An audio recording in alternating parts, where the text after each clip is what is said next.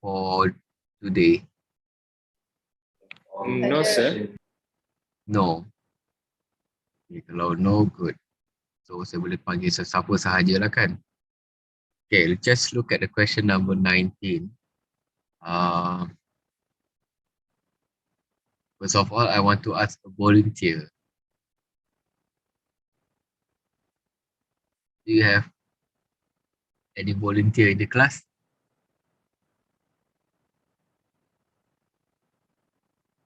Okay, since macam tak ada volunteer, kita panggil ni lah. Siapa? Okay, Aziz.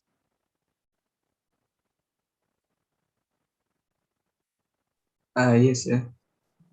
Sihat tak? Alhamdulillah sihat, sir. Okay, so kalau awak sihat, alhamdulillah boleh jawab lah. There's no excuses. Okay. Answer the question. Okay, question number 19. Explain briefly why A, potassium always +1, calcium +2, but compound like a manganese. The oxidation state dia tu varies from +2 to +6, +7. What is the reason, Aziz? The reason is because it has the shell, the subshell. Is it true? Okay, and then?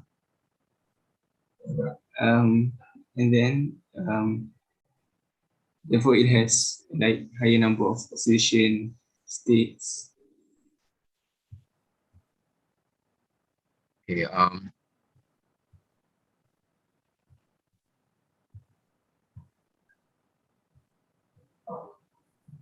so for question ni, kalau nak jawab, kita kena mention, you have to mention, okay, good, the orbital ataupun the shell, so tak salah. So you have to mention that manganese got the orbitals. And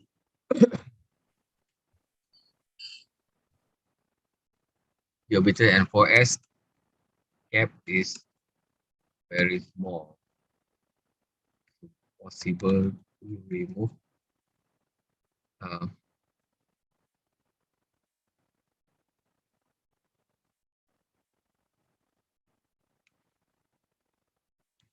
okay, ni dia punya reason for manganese.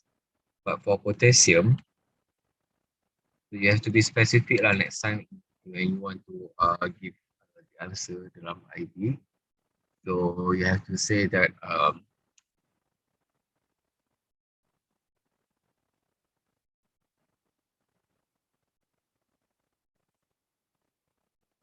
orbital untuk potassium apa dia? What is the electronic configuration for potassium? Jadi ada 1s2, s2, 2p6, 3s2, 3p6, and then dia pergi ke 4s2 kan? Sorry, 4s1 potassium. So you have to mention that the gap. So again, you have to look at this. 3p and 4s gap is very big. So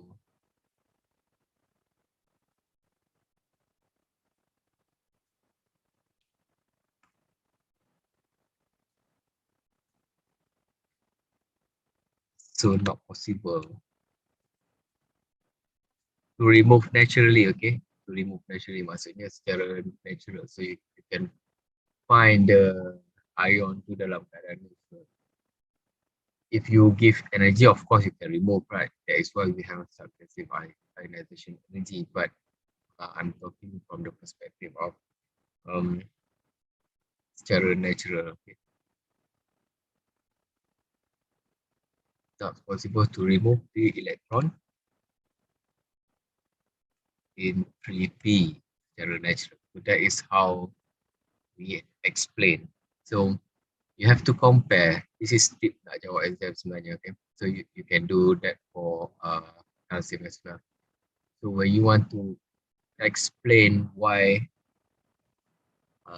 transition metal got more than one oxidation state, whereas the others got only one, potassium +1 and calcium +2. So tips dia adalah compare dia punya gap. So 3D and 4S. So you can, if you just simply say that electron removed from different orbitals, bukanlah takut. Jawapan tu sebenarnya betul, tapi takut sometimes mark scheme tu dia agak strict. So to be safe, better you compare between two orbital ataupun energy level. Okay. Next, B. There is a slight change in the shade of green of an aqueous solution of nickel sulfate when concentration HCl is added. Anyone? Selain daripada Aziz ataupun Aziz lagi pun boleh, tak apa.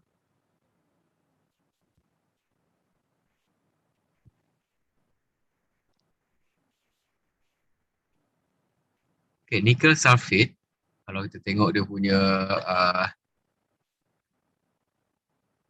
macam ni kan, this kind of salt, tapi bila dia put in the water, so dia akan jadi complex. It become complex. And when it become complex, dia akan jadi macam ni. It's surrounded by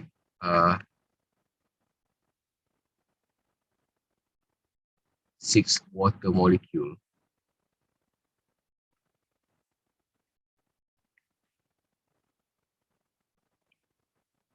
So you have to bracket and then you have to plus. So this is also applicable for copper sulfate. So copper sulfate yang korang tengok tu actually is this is the equation, what you call it, the molecular formula, but when you put into water, so dia akan form complex, so dia akan jadi macam ni.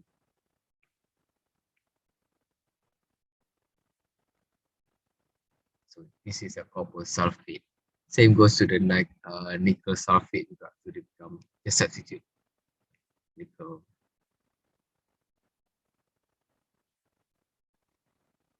Okay Aziz, sebab tak ada volunteer, awak kena jawab lah. Sebab nama awak dipanggil tadi kan. So what do you think? Explain briefly why. There is a slight change in the shade of green of aqueous solution of nickel when concentrated HCl is added.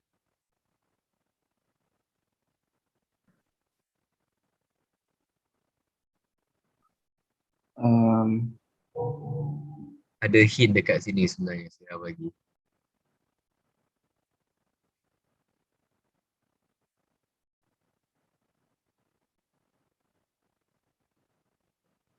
Hazimah cakap sebab dia substitute the ligand.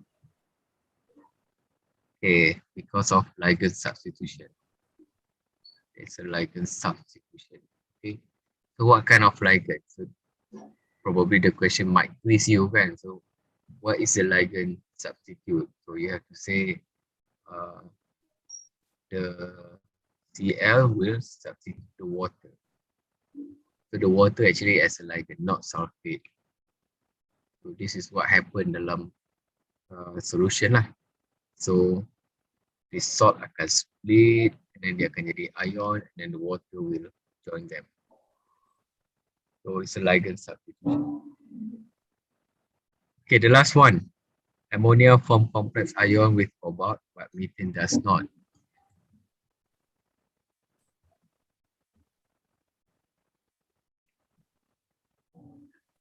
Because of apa kenapa? Why? Why cobalt? And then, because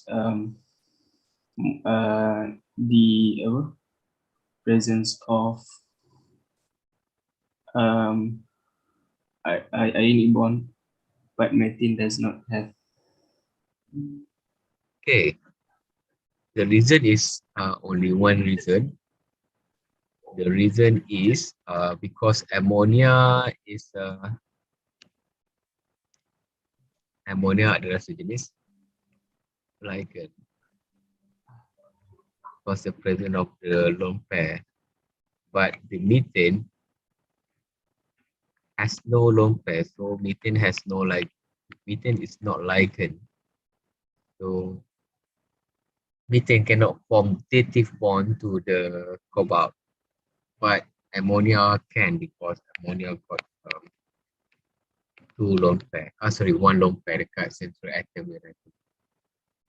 So that is why ammonia can form like the cobalt. And then cobalt ni pun transition metal kan. Okay.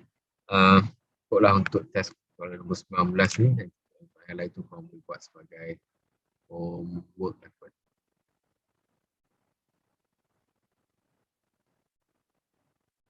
Okay.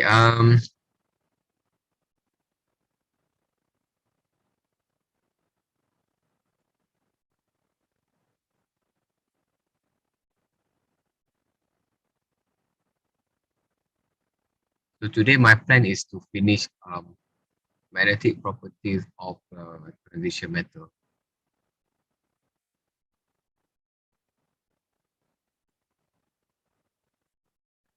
So again, when you talk about the transition metal,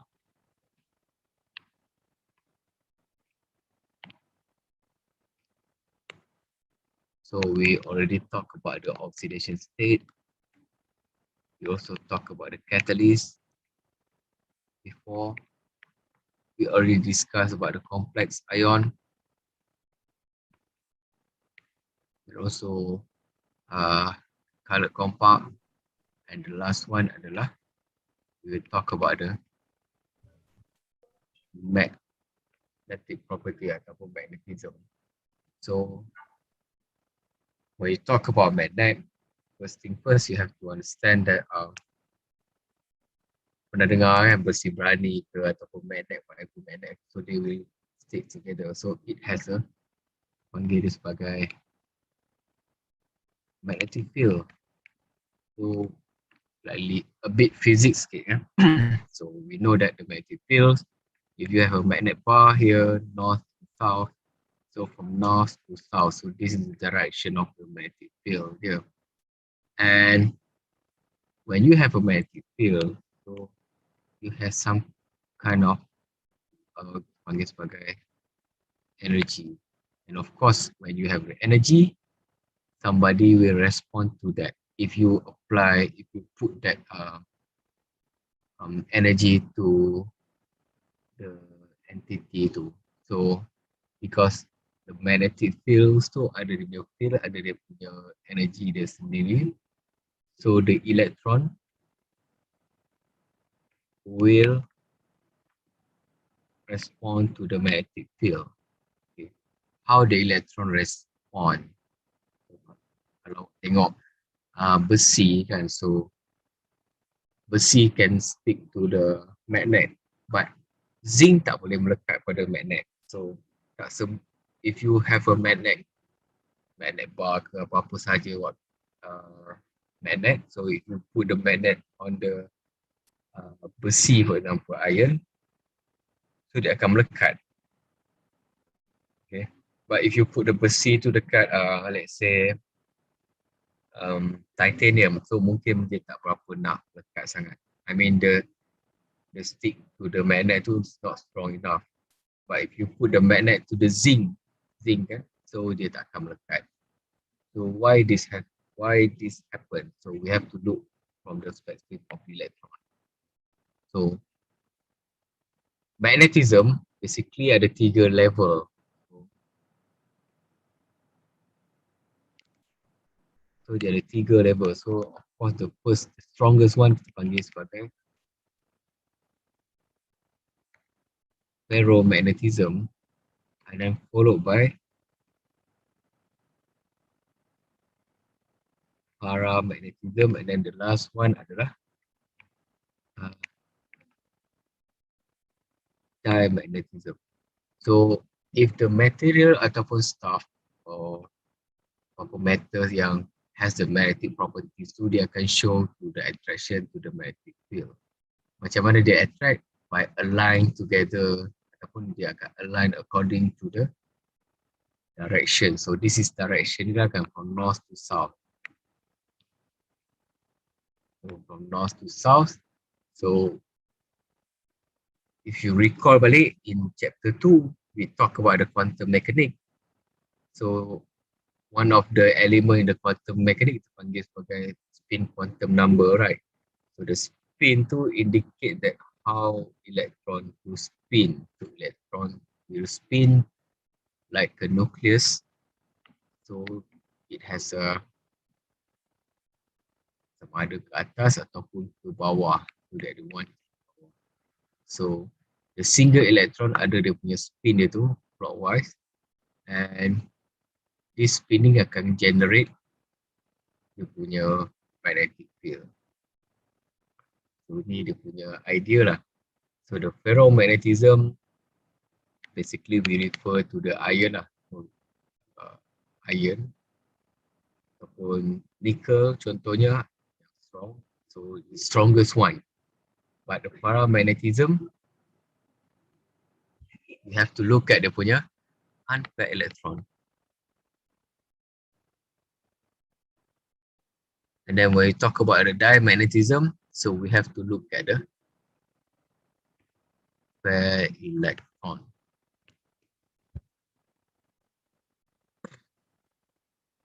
So paramagnetism. So we in the syllabus, we don't look at the ferromagnetism.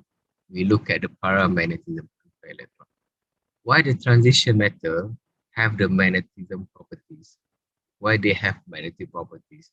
It is because the presence of the unpaired electron ataupun electron yang complete dalam 3D itu, by definition itself, the transition metal is a complete d orbital. So therefore, they will have unpaired electron dekat d orbital.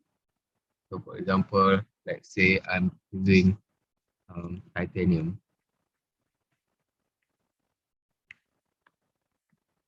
So this is the electronic configuration for the titanium. So the titanium will have 3D2. 1, 2. So the presence of this what we call it unpaired electron bagi tahu kat kita bahawa titanium got paramagnetic properties ataupun paramagnetism because of the presence of unpaired. But if you compare to the zinc ataupun zinc lah so this is the electronic configuration for zinc. So 3D10, when you draw the electronic dia punya configuration tu 1, 2, 3, 4, 5, 6, 7, 8, 9, 10. So all the d orbitals tu has a pair electron. So therefore, zinc ni cerita dia sebagai diamagnetism. So dia tak akan tertarik dengan medan magnet. Dia tak akan align because dia punya repulsion. Alright, so far clear tak? Magnetism in general. Okay, sir. Okay, sir. So by definition, so we can say that whatever you have, what you call it, the pair electron tu, so dia akan jadi dimagnetism. So across the period, in general, you will increase the number of unpaired electron, kan, like say the titanium, vanadium, chromium, magnesium, and also manganese, and also iron. Iron, so if you look at the iron, so the iron got macam ni dia punya iron berapa 3D6. So if you draw the punya electronic configuration 1, 2, 3, 4, 5, 6. So dia ada 4 unpaired electron. So that is why iron tu ataupun ferrum tu dia sangat kuat. Dia punya magnetic properties dia. Sometimes we refer it as a ferromagnetism. So yang paling kuat sekali because the presence of more. But if you compare with copper,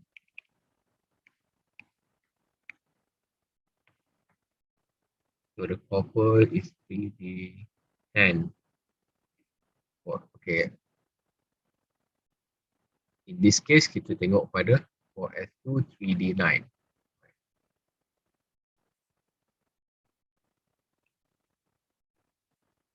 1, 2, 3, 4, 5.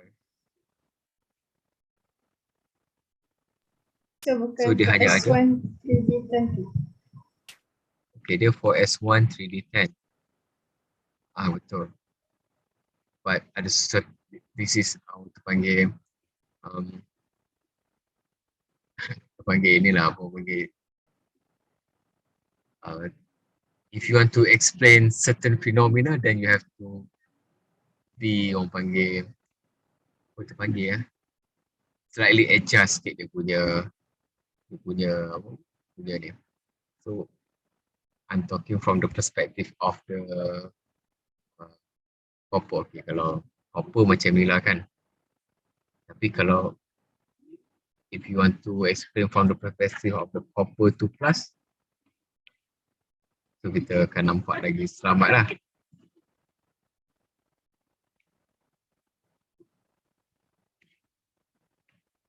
Okay lah, kita tengok dari perspektif of copper 2+, so dia akan jadi 3D9.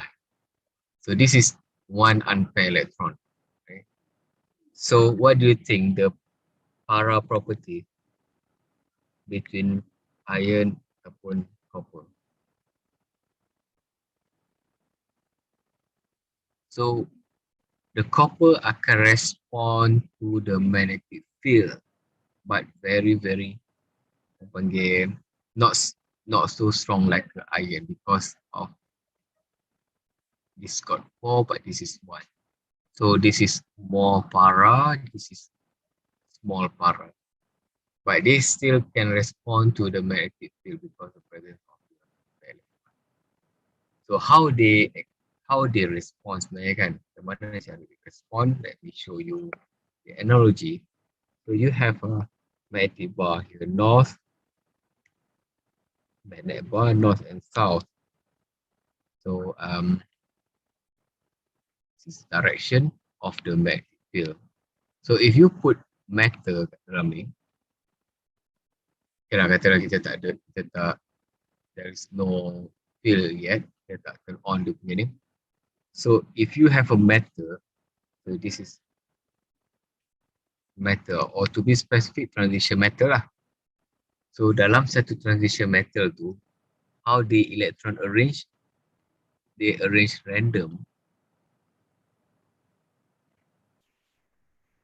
Ada kat utara, selatan, barat laut, or bawah, tenggara lah contohnya kan. So dia arrange secara random. This arrow represent apa? This arrow represent electron. Kenapa ada banyak sangat arrow ni? Because can you have one atom? No kan, kita ada. Let's say you cannot simply take out one atom saja. Kita kena ambil contoh dalam quantity 1 mole kan. So a lot of, let's say kita panggil, let's say this metal X, a lot of X dalam ni 1 mole, let's say. So the electron is randomly. Which electron? Okay, we look at the valence electron. Okay, we look at the valence electron. Yeah. So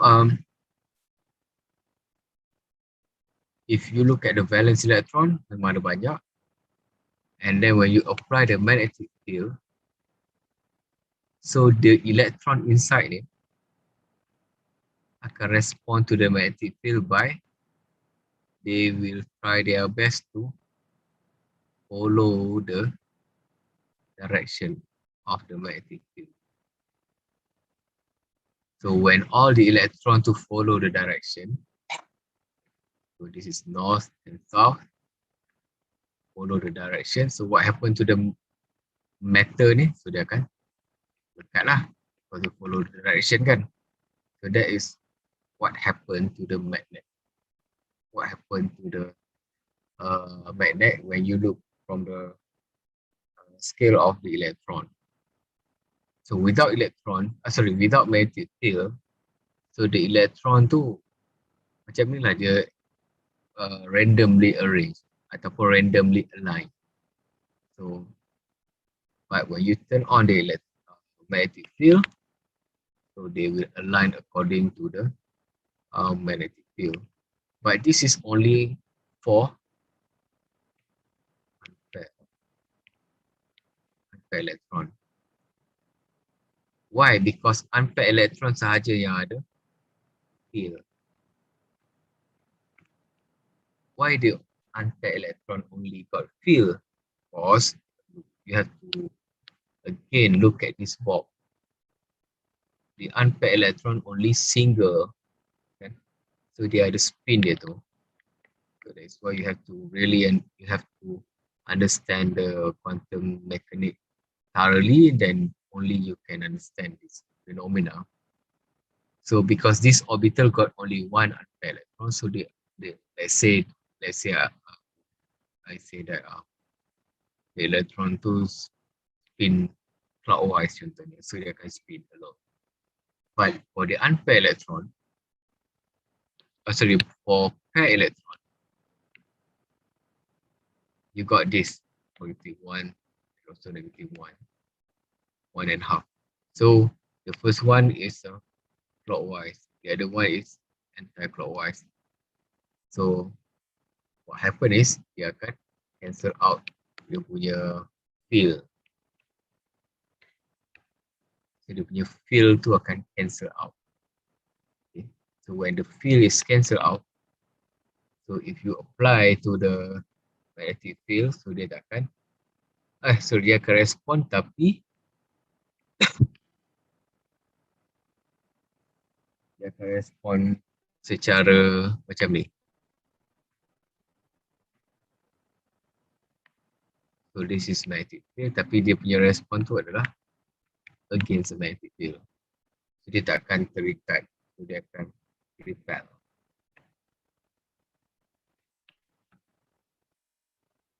So this is what happened. This is what happened to the panggil magnetic field lah. So what do you think aluminium? Aluminium ni dia boleh tertarik dengan magnet ke tak?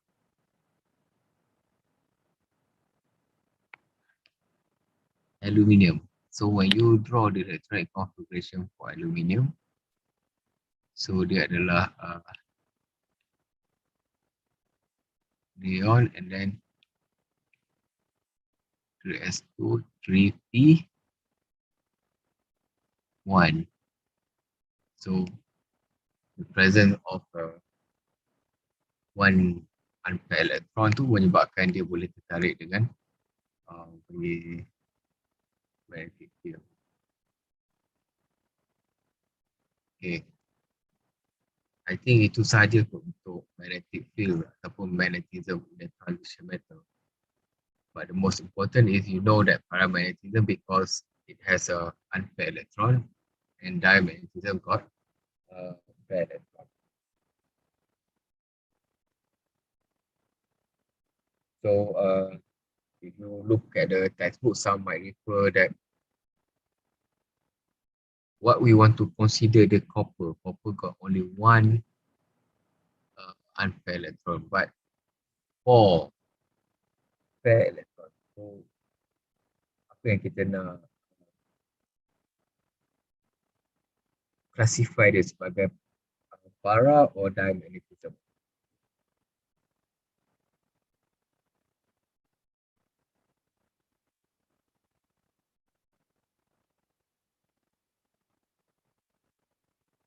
Kenapa dia tak kuat seperti ferrum ataupun iron?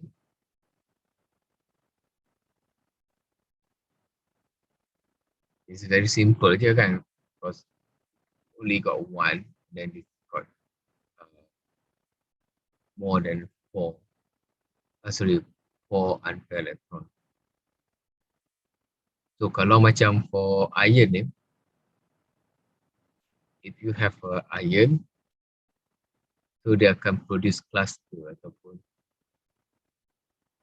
panggil sebagai domain. So dia akan split into several domain lah. So macam, so the direction of the domain tu is very different. So if you apply the field, so the whole domain tu akan respond to it. Same goes to this one. So half of the part untuk ni dah follow the direction. So that is why dia sangat kuat. So that is why the ferromagnetism, because the other domain.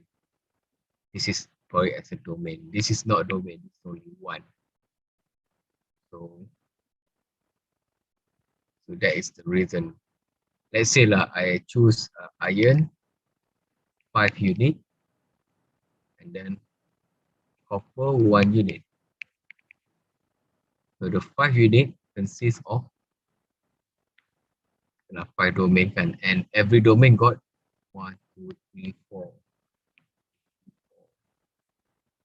1, 2, 3, 4.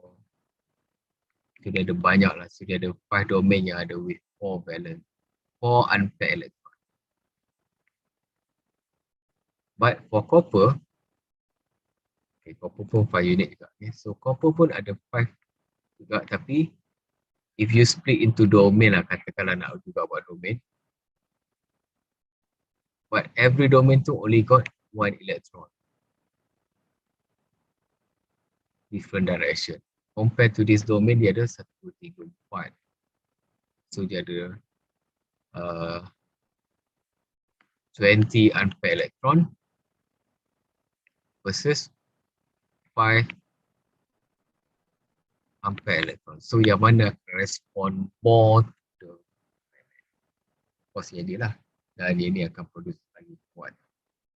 So that is the magnetic.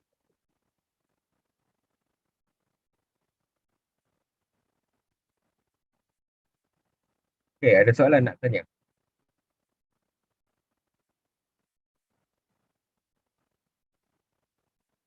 Sir, yang unpaired electron ni bukan restricted to 3D orbital je. Sebab aluminium kan ada unpaired electron dekat 3D orbital. Kita tengok dekat 3D orbital. Because transition metal, so we look at the 3D orbital. Okay. So when you look at the 3D orbitals tu, kita akan nampak lah kenapa iron tu kuat, because dia ada 4 unpaired electron, but this one only got 1. And the 4 unpaired electron tu akan create, kita panggil sebagai domain kat sini. Kita panggil sebagai domain region. So the domain region tu akan, to visualize what is the domain region, okay, macam ni saya buat bentuk split macam ni. So every region consists 4 valence electron. 4 unpaired electron. So we see you have 5 unit, I mean 5 number of iron lah kan. So 5 iron. So 1 iron got 4. So when you have 5, so 20 unpaired electron. As an example to visualize.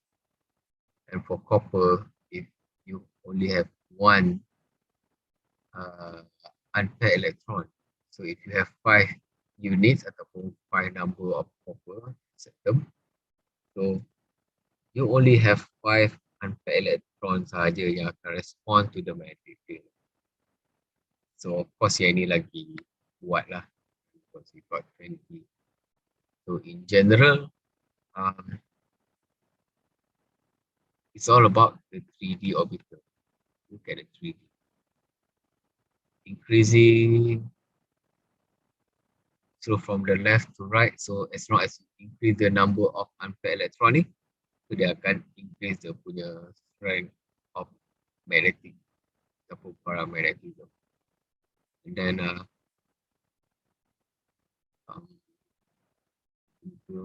so this is punya manganese kan. Then when you have the unpaired, when you have the paired electron, So semakin approaching to the zinc, semakin kurang dia punya power.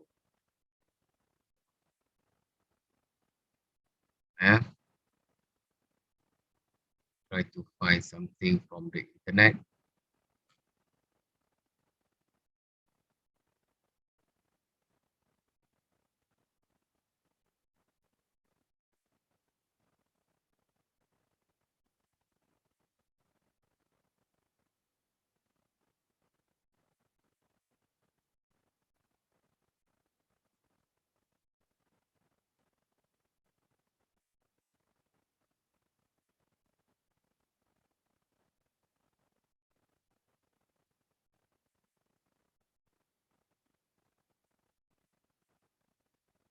I'm sharing something. Can you see that? No, No, sir. Yeah. tak nampak lagi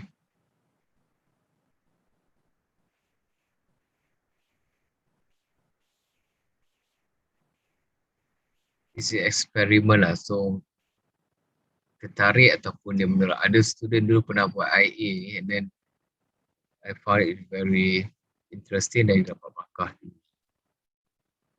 Tapi dia buat sedikit berbeza daripada inilah. You might not think of water as being magnetic, but it is, and so are graphite, aluminum, and glass. This is a new and different category of magnetism called either para or diamagnetism, and it's different from the magnetism that you're used to. You're probably already familiar with ferromagnetism. Ferro means iron.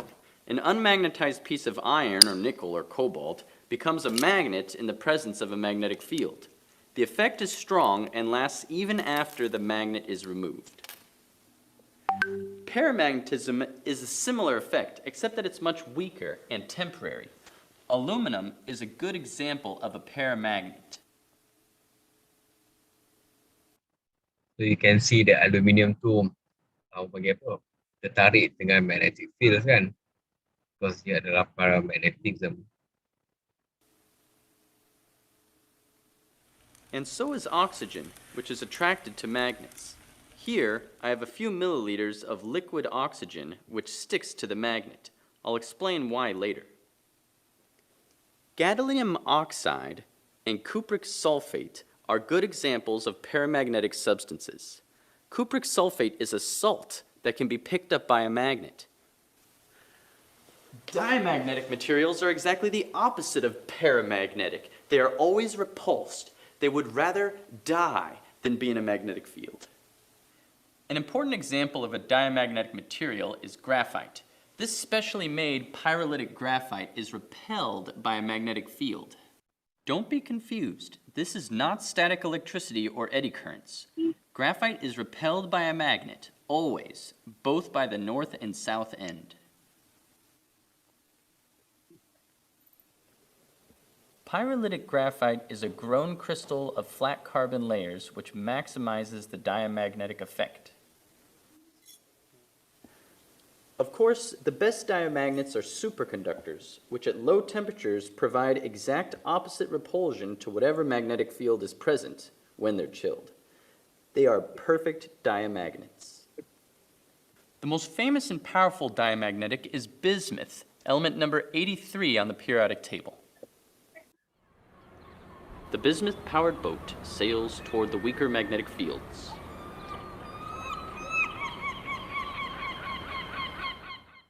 One way to check whether an object is diamagnetic or paramagnetic is to see how it aligns itself in a magnetic field.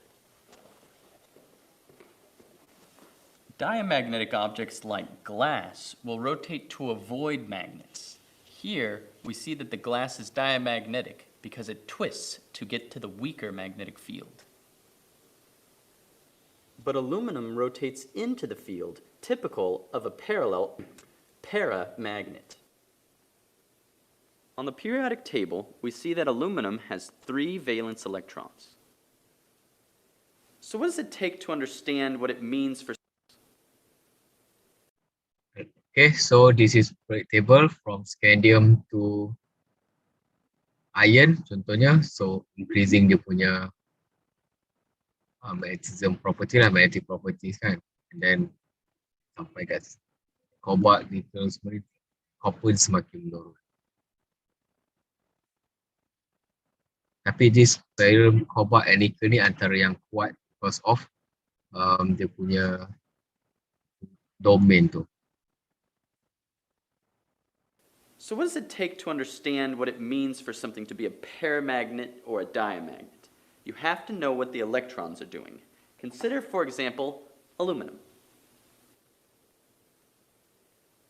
We see from the periodic table that aluminum has 3 valence electrons. That's 2s and 1p. Now it's that unpaired electron that makes it a paramagnet. This unpaired electron enables it to become magnetized. And it's that unpaired electron that is free to be magnetized and attracted by the magnet. But what about a diamagnet like water? Yes, the water molecule. It has all of its electrons paired. It will not be magnetized. In fact, water is repelled by a magnetic field. The electrons come to lower energy as they are moved away from the magnet. In conclusion, when something is a paramagnet or a diamagnet, it tells you what its electrons are doing. In the case of a paramagnet, it has at least one unpaired electron. In the case of a diamagnet, it has mostly paired electrons. Okay, thank you to James Lincoln for the video.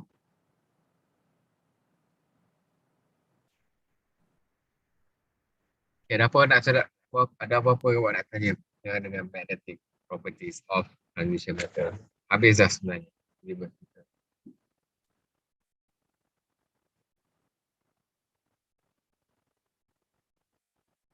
So, kalau dah awak habis syllabus ni, nanti saya akan bagi form. So, hopefully korang isi and then bila dah isi tu nanti saya akan buat analisis lah yang mana yang perlu review balik and then apa yang kita nak revisit balik the topic. Right? So, I think we stop now. But ada hal sikit nak kena buat. See you on next class. And then you have a free time around 40 minutes. Hopefully, you try to answer the question dalam handbook tu lah. Jadi kita dah buat soalan 19 sikit kan. Then the rest soalan tu you have to try. Because soalan-soalan tu, if you don't try, maybe you don't cannot test whether you understand the topic better or not. So soalan exam pun dah siap, dah tengok. And you can do whatever you want lah for the chemistry review apa okay? Study balik lah. Okay. So that's all for today. And if you have any question, just that quick, right? Thank you for your attention and cooperation. See you next. Assalamualaikum and bye. Thank you, sir. Waalaikumsalam. Thank you, sir.